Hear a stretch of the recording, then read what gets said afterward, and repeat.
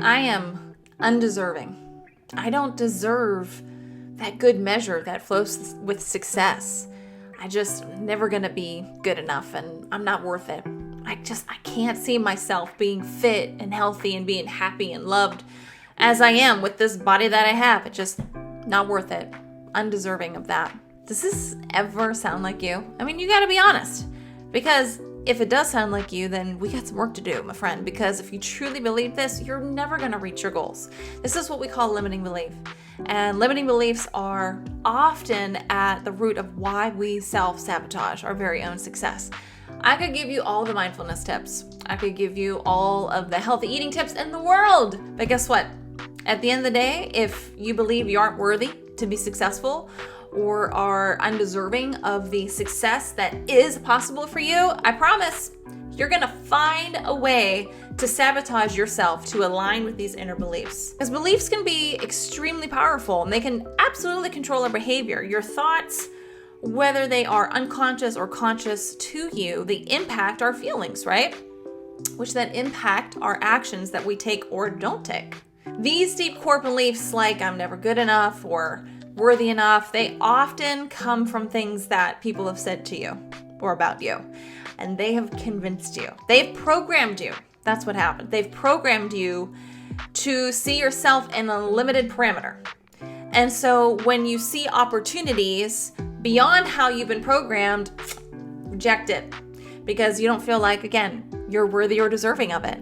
And also because of this programming, you continue then to see each unfortunate experience in your life relating back to how I'm never good enough or I'm not deserving enough. So much so that you believe no matter how much you do, no matter how much you accomplish, how many friends you acquire, it's never enough.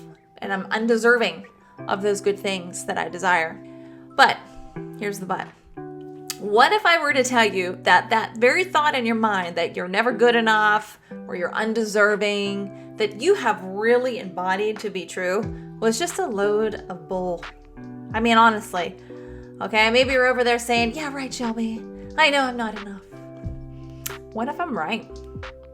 What if I'm right and you're over there wasting your time and letting opportunities just slip right by you because you refuse to be open to the possibility that maybe you can change how you feel about yourself? What if I'm right and you could be feeling like you're on top of the mountain screaming in success, but instead you're stuck because you refuse to be open to the possibilities that what you believe to be true about yourself really aren't true. The problem with self-sabotage for so many of us is we get in the habit of it. As humans, we're creatures of habit. Our brains are literally meant to automate what we practice and do day in and day out. These repetitive patterns, they become our emotional home. That then becomes the place that we know. That's our place of familiarity. And that's the place that we tend to unconsciously always find our way back to somehow, right? So, but what do we know about habits? We can change them. I'm going to outline some steps for you today to help you break down these beliefs and replace them with ones that actually align with the person that you are deep down yearning to become. Now, I'm going to tell you up front, these steps, they're going to require some footwork, but hey, you really want to change this? You want to change your beliefs? You got to put in the effort.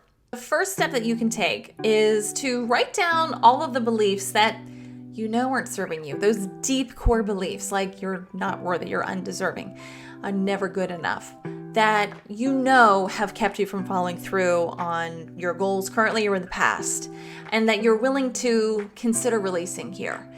And you really want to look at what pain have these beliefs caused you? What interruptions in your life have these beliefs created? Get specific. Oh, remember that time when, that relationship, that thing, that other goal? What have you missed out on? What hardships have you been experiencing or have experienced? And you gotta make it hurt. I know that sounds horrible. I'm not trying to hurt you. What we're trying to do is build some negative, painful neuro associations in your brain with the thought of not changing. These things still hanging around we're associating that with our emotional home as our safe place, right? That's what we know, but it's not safe. It's painful. We need to build the pain list. We know that most people's brains naturally move away from things that we associate with pain and move more towards things that are pleasurable. So that brings us to step number 2. Now we want to start visualizing your success. First of all, if you can't visualize where you're going to go, how are you going to get there? Okay, so it can't just be, I just don't want these things. What do you want? What do you want? And just as past experiences impact your beliefs about what is possible, so do your imagined experiences of the future. So it's absolutely essential that you create a compelling vision of your future. Visualization is so important when it comes to literally rewiring your brain, when it comes to new habits and how you think and how you feel about yourself. And here's the thing, no one can do this part for you, okay? You have to do it. So to prime yourself for success, you've got to take the time to visualize, what is it that I really want? And maybe you write it down, okay? So I want you to either write it down or get a visual board going. I mean, these days you can make a digital vision boards, which is something new that I learned here recently, which is super cool. You can go to canva.com to make that. You can go to Pinterest, or again, maybe you like to cut out scraps and magazines or something like that, and you create a vision board for yourself. But you need to visualize your success. That includes what is important to you. What are the positives that you feel when you think about change? So now we're creating a positive neuro association. Step 3, you got to start one step at a time to replace your habitual smack talk that you say to yourself. So we need to instead begin to practice, well, how am I going to talk to myself moving forward? So you want to write down your new beliefs that are going to empower you from this point forward. This is where a lot of I am statements are really, really powerful here. So instead of I'm not worthy, for example, plan ahead of time, I'm going to replace that with, you know what? Nope, I am worthy. Or I'm never going to lose this weight. To I'm in the process of figuring it out. I'll get there. And you got to review this every day. And don't just say it like, I'll get there. Like, you have got to embody it. There's a difference. You've got to embody it and you've got to feel it. Because remember, what if I'm right? And you can actually change the trajectory of your life as you know it. Step 4 is write down all the reasons you must remove these limiting beliefs. Like, what are your reasons you must take action towards the success that you envision? Okay, meaning staying stuck and doing the same thing is just not an option.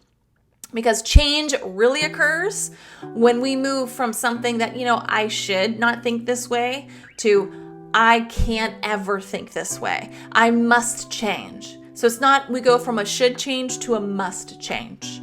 So get real with yourself once again. Maybe you must change because, let's face it, you're depressed. Maybe it's a must change for you because how you feel right now sucks.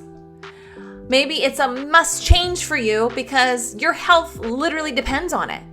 Maybe it's a must change for you because you see your kid beginning to take on the very same beliefs or behaviors that you right now have. Step 5, finally, you want to review your new beliefs and your vision for success often. And you got to really work hard to anchor them into your body. Like, really imagine these feelings and these new beliefs, right? Feel the pain of not change. Feel the light, feel the positive when you think about your future, when you look at your vision board, right? Really feel them and then celebrate that. How grateful are you right now to be confident? As if you had those results right now, how do you feel about when you think of yourself feeling worthy? Like, bring that in now, whether that's confidence, you feel healthy, I feel loved, I feel valued, I feel successful, I feel blessed. Don't wait. All right, bring that in now and feel that. And it's repeat, repeat, repeat.